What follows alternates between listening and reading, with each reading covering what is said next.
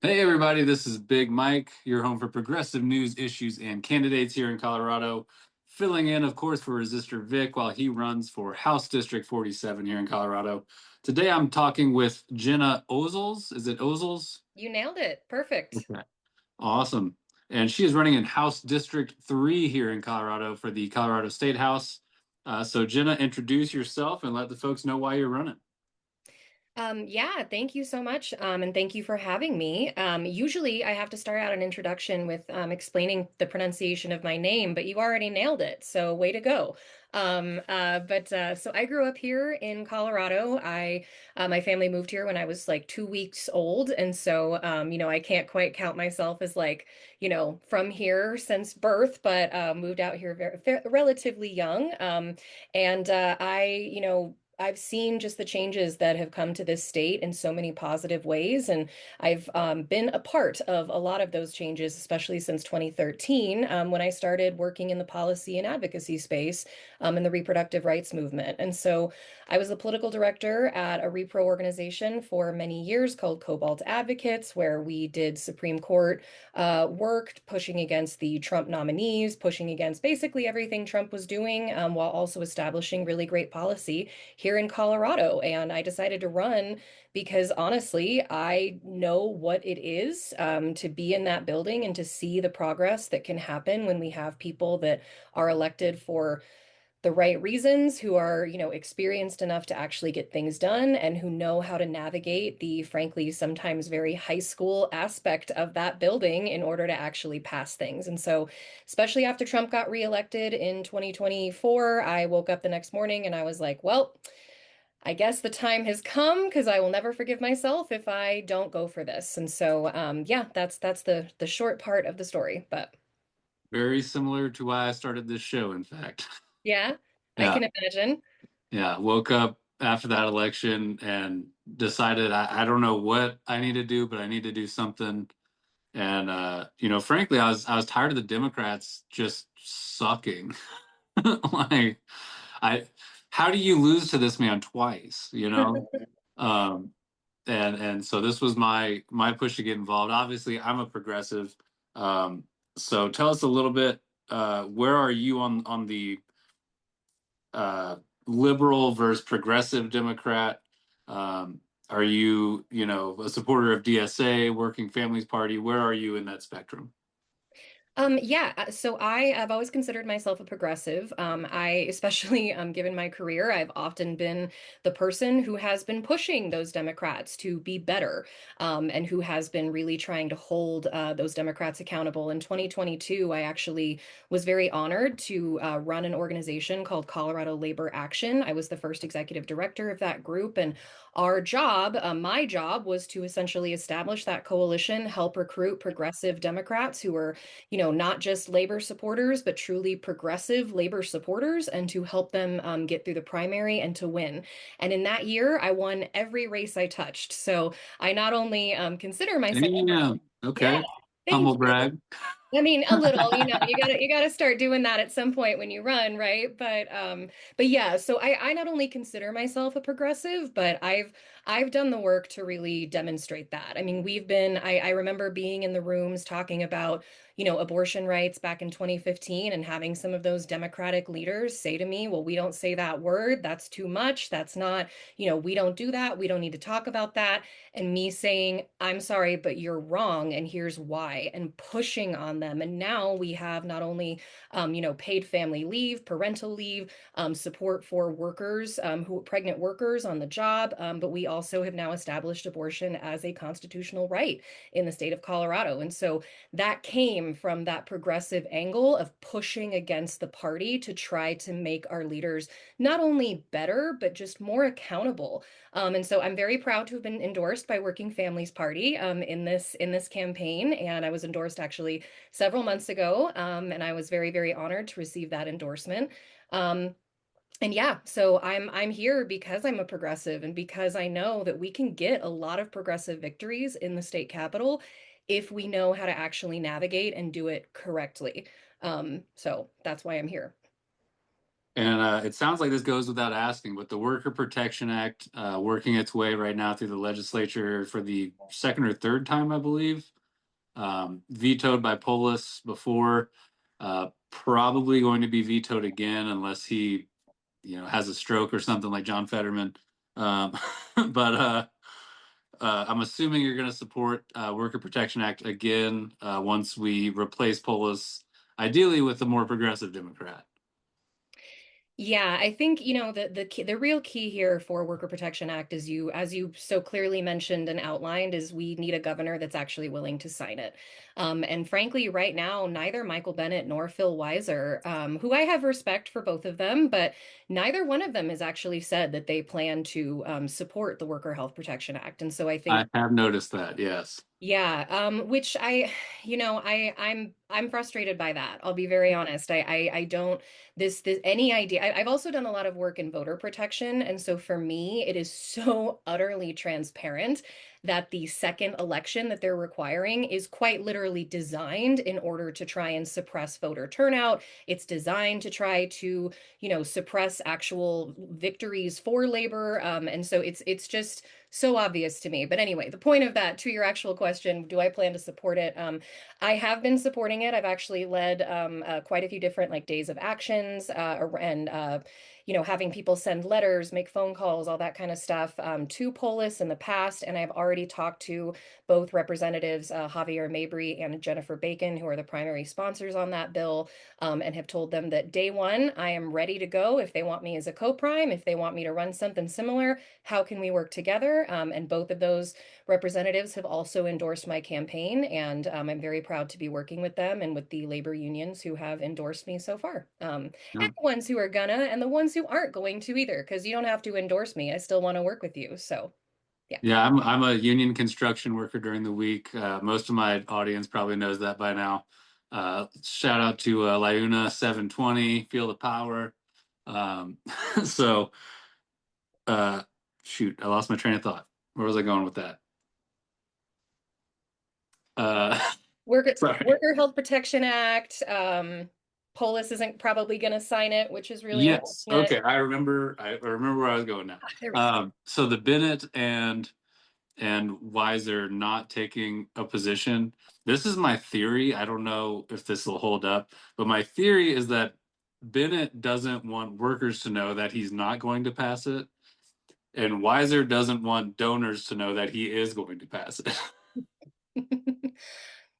I think that there might be something to your theory on that.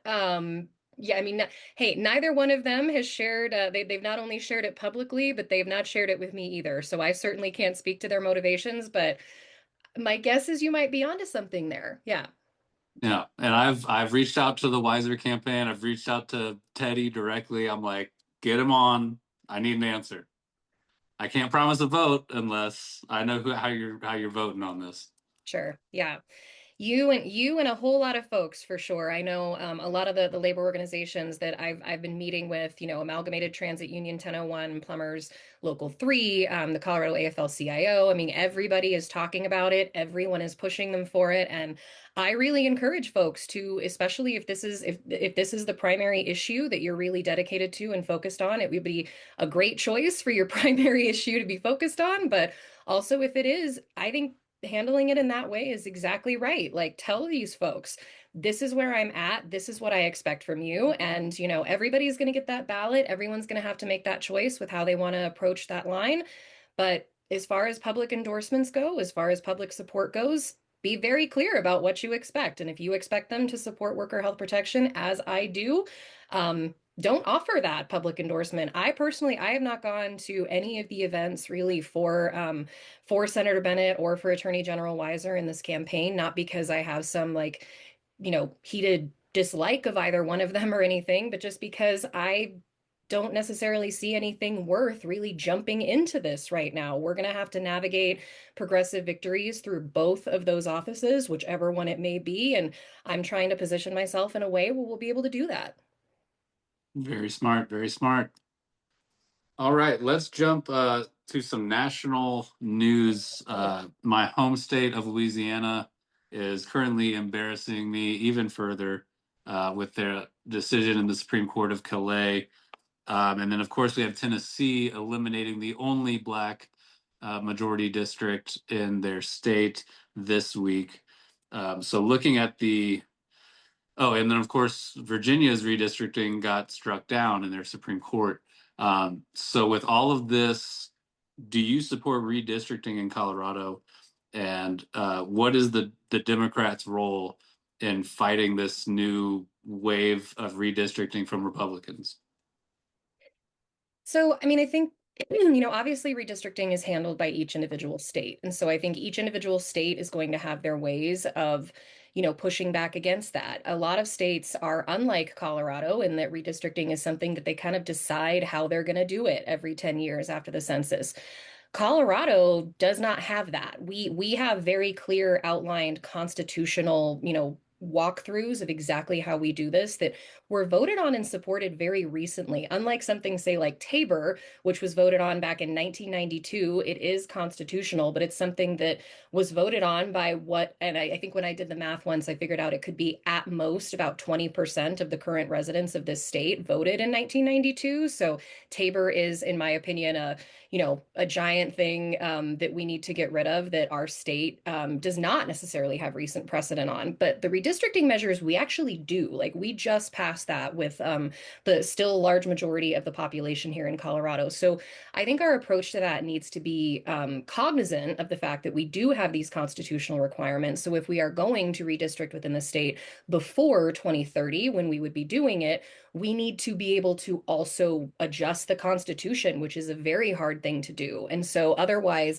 we're just going to end up in legal battles in the courts for the next several years, spending money that the state does not have, and probably really only be able to do it by the time of 2030 anyway. So I will admit I'm hesitant about it, but I do think that the strategy of bringing it to the forefront, talking about it, getting people's opinions on what we should be doing is actually going to lay the groundwork for us potentially adjusting the Constitution in the future and allowing us to be able to redistrict a little bit more freely when we need to. Gotcha. Yeah, you say we did pass this relatively recently, but I think it was before we saw all of this move from Republicans to redistrict, particularly in the South. I mean, I've been telling Republicans here, the Republicans I meet in Colorado are very, or at least in Denver, I don't know about the rest of Colorado, but Yeah. are very business minded Republicans. And what I try to tell them is like, you don't know what you're supporting in the South. Um, it's still very racist down there. Hmm. And we're seeing it play out right now.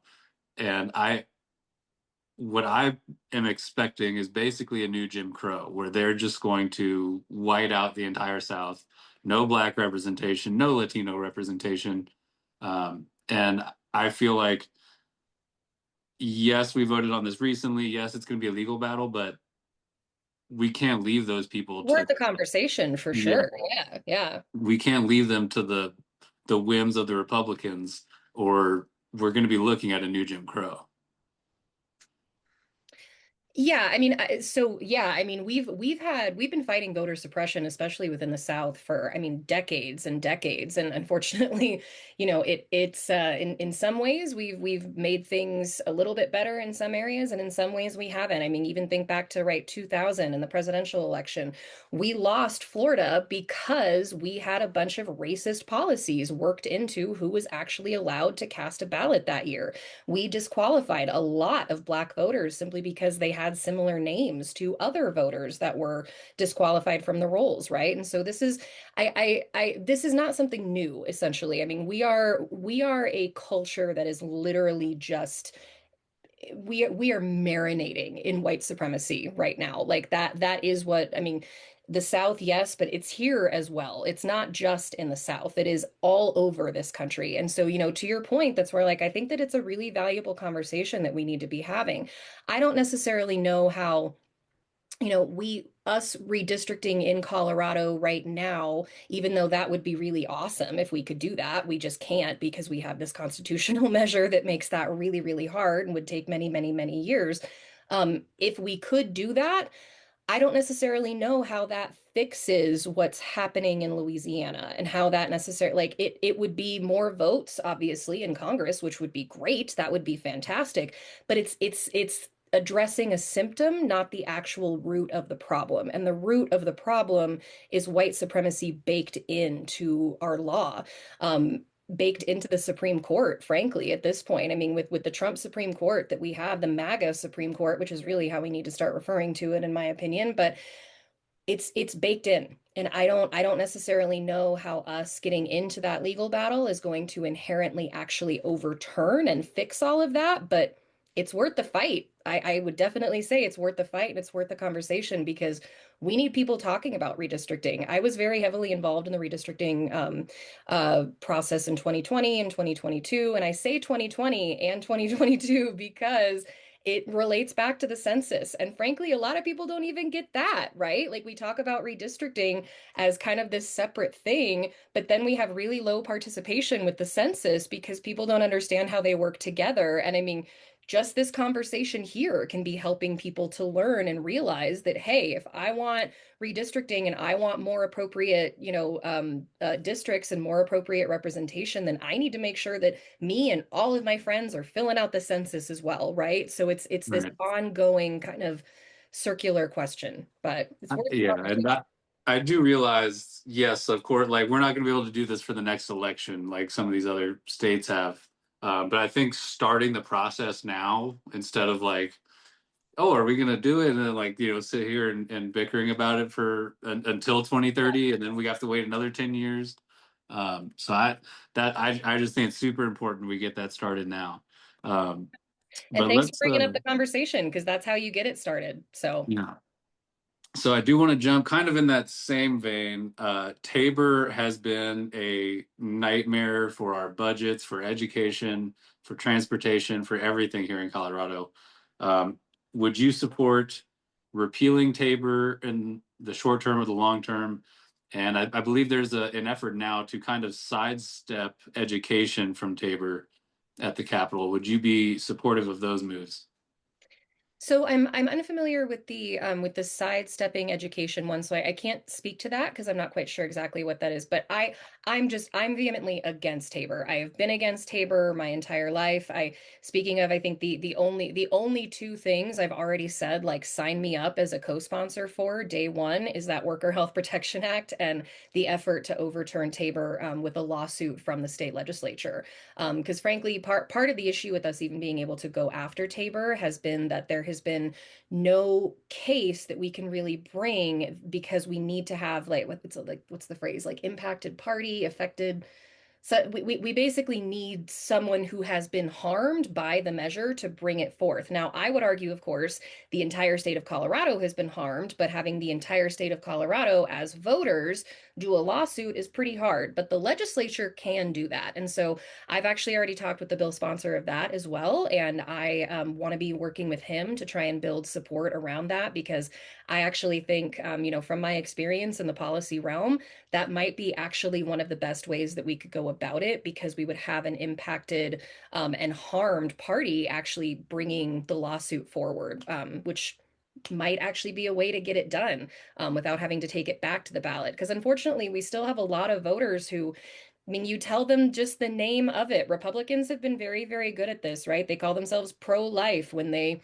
assassinate abortion doctors and stand outside of clinics and harass people in the exact same way that they named this Tabor, the Taxpayer Bill of Rights, because people like that phrase. They like that phrase. They like the idea of being able to vote on tax measures and tax increases, even though it's actually harmful. It's not helping people. It's actually harming the state. They like it. And so I think, this legislative lawsuit pathway is going to be the best way to go about it.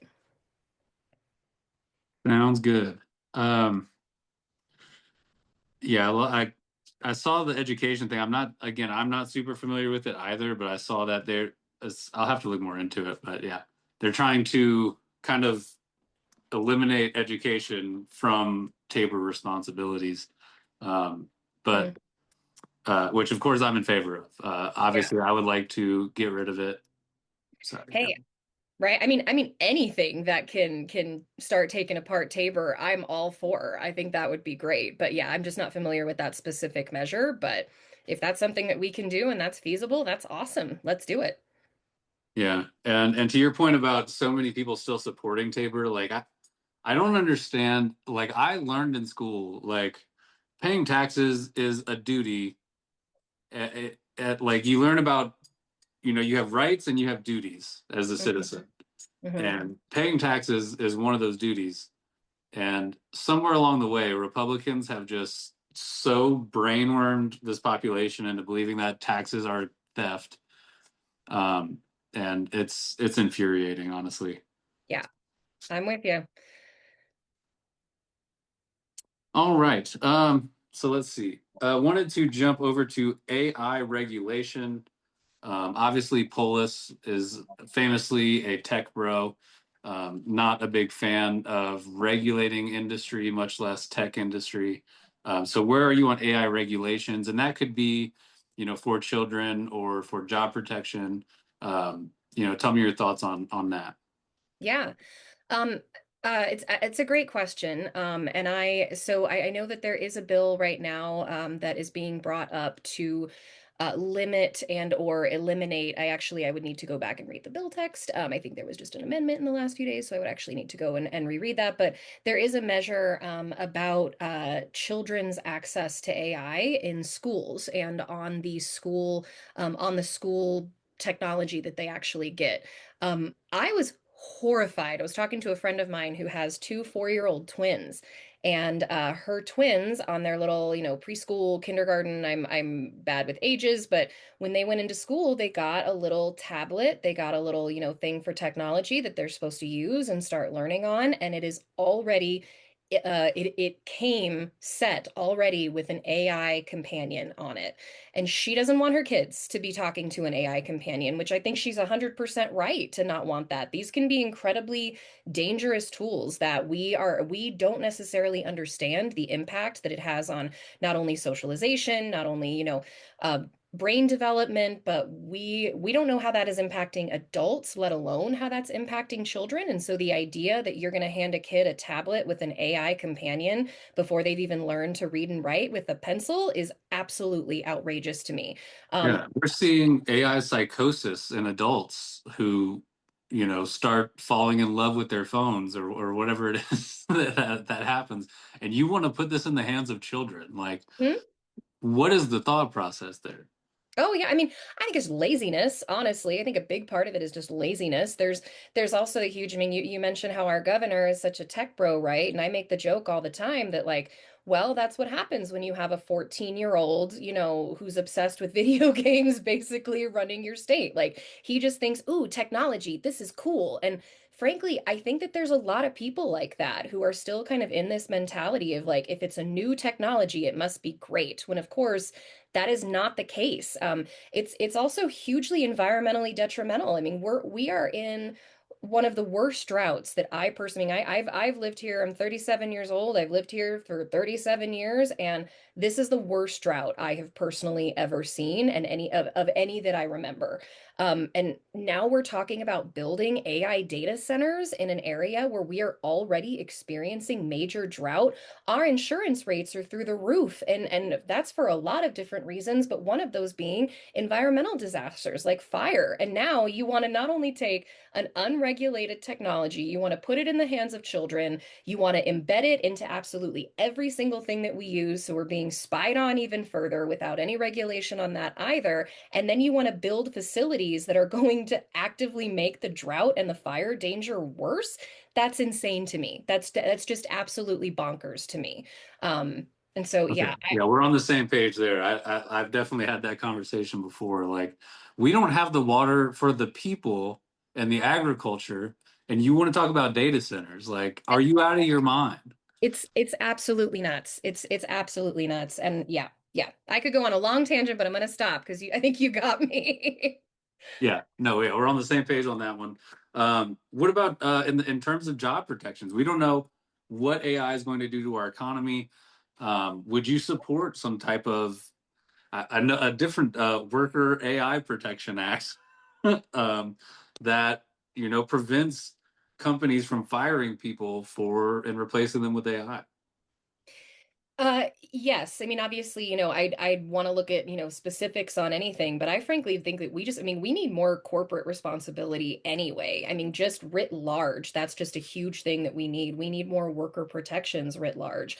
But especially as it relates to this, unregulated technology that is now being shoved down our throats. Like we need to be protecting workers from a whole lot of things, and this is definitely one of them. Perfect. And then I think I remember, is your family from Venezuela? My father, Your yeah, yeah. father. Okay. So I wanted to get your thoughts on the Trump administration's actions in Venezuela, your thoughts on the Maduro regime, and what you're hoping for the outcome there might be. I mean, I think, the number one hope is absolutely just, peace and prosperity for the people of Venezuela. Of course, that's the number one thing that I think that we all are probably thinking of when we're thinking of anything in relations to, international conflicts is peace and prosperity and health and safety for the people that are there on the ground who are unfortunately now dealing with the consequences of our insane leaders and our choices to elect those insane leaders. And so I think Trump's actions are blatantly unconstitutional. I think that I'm frankly surprised that there haven't been more UN sanctions, that there has not been more culpability really placed upon him individually. What he's done is completely illegal, and it is, and the fact that he brags about how he does the illegal thing. I mean, it's one of those. I mean, this is who he's always been. This is who he was back in 2015 when he launched. This is who he was in his first tenure. It's who he is now. It's who he's always been, and yet somehow it still never seems to shock and outrage me. Because yeah, what he's done is absolutely unacceptable. It's evil. It's egotistical. It's maniacal, and we have got to get rid of him. We have got to place more regulations. We have got to start electing people that will actually hold him accountable, and not just within the Democratic Party, but we have got to be encouraging Republicans as well to elect leaders in their own party who are going to hold him accountable as well. Because I think overall, a lot of the Dems, especially, in Congress, like they're trying to, they don't have the numbers to. But we have got to also start placing some of this responsibility on the Republicans and the MAGA people who backed him, because what he's doing in Venezuela, he is clearly comfortable with, and he will continue to do it around the world because no one's stopping him. And we got to stop him. Yeah, and to your point, I think what we need to do as Democrats and as leftists and eh, to me, this is an all hands deck. Like we are fighting fascism. Like I'll bicker with the liberals later, but like we have to stop these people. And the first thing I think we need to do is we have to tie Trump and MAGA to Republicans. Like Hmm. this is an outcome. This is what happens when you vote. This is the what am I trying to say? The Consequences of your actions. no the like the what it leads to. Uh I'm having a rough day with my brain this morning, but It this happens. is Those are this hard. is what happens if you follow the train of thought of Republicans. This is what's going to happen every time. You Hmm. end in fascism, and we have to acknowledge that, stick that to them, and make it stick to the Republican name, not just MAGA, not just Trump, Hmm. because they are all implicated in this. Yeah. And I don't. It's like the end of Inglorious Bastards when he's like, "I know you're gonna go and take that uniform off. I want to give you a little something you can't take off." Like we need to make it stick that these Yeah. people, the end result of republicanism is fascism every single time, and we have to make that clear. Um, so yeah, sorry for going on a rant there, but Hey, you're good. Yeah, I mean, and I'm with you, right? I mean, this is and it goes. I mean, this goes all the way back to Reagan and even pre-Reagan, right? I mean, the Republicans have been very comfortable with this concept of cruelty and punishment. And don't get me wrong, I've been one of the first people that's been out there telling Democrats that they're not doing good enough, that they need to be better. I was recruiting people and helping them run for office to try to make them better, right? But at the same time, like the Republicans have openly accepted cruelty as just part of how they work throughout the world. And a lot of people say, they ask, like, well, how could Trump have happened? Where could this have come from? And the thing is that that question always kind of shocks me a little bit, because I'm like, how do you not see that so many people genuinely enjoy the cruelty? They like it. Like, that's not a bug for them. That's a feature. And it's the same thing, like when we talk about, say, Lauren Boebert. I was just having this conversation the other night, and somebody was like, well, I just don't understand. How could they have elected her? And I'm like, because that district likes her. They like that. They like that behavior. And I don't think the whole district, obviously, I mean, that would be like saying that, the gerrymandered South likes the representation they have right now. They don't, absolutely not. But at the same time, like the voters that did show up in CD4, she's four now, right? I'm like double checking my map. Yeah, she's four now. The voters in that district, they like it. This cruelty aspect, and like I said, it goes back to Reagan, with his welfare queens, and how he was, mocking people essentially for being poor, ignoring the AIDS crisis, and Yeah, cruelty and racism. it is central to how they operate, and it has been for many, many years. And we have to reconcile with the fact that this is not just a case of, if you give people the right argument or you give them the right data, that their heart is gonna figure it out. Like, it's a it's a feature. It's not a bug for them. And we Yeah, have to reconcile that reality. right. And myself as a leftist, I have no problem shoving the right answer down their throats. I know liberals like to be a little softer. I'm like, no, you're gonna do this, or we're gonna send in the National Guard like fucking Ruby Bridges and make it happen on our own. Yeah. So I don't know, but this has been great. Let the folks know where to find you, where they can support you. So my website is ozels4hd3.com. You can also find me on Facebook, Gena Ozols for Colorado, Instagram, Gena Ozols for Colorado. And I actually did just launch my own TikTok channel a few months ago as well, where you can find me. And so I'll, of course, share these videos out on there, but would love to have folks follow along. You can sign up to volunteer. I'm building out my summer and fall calendar of events right now, but I will be at community events all throughout Sheridan, Inglewood, Cherry Hills, and Southeast Denver from now until November. So definitely check out my events page as we're kind of building it up. And I'd love to see you in person as well. And always happy to take volunteers, donors. I mean, however you can and want to support, I would love to have you on the team. Fantastic. Well, thank you for coming on. Appreciate your time.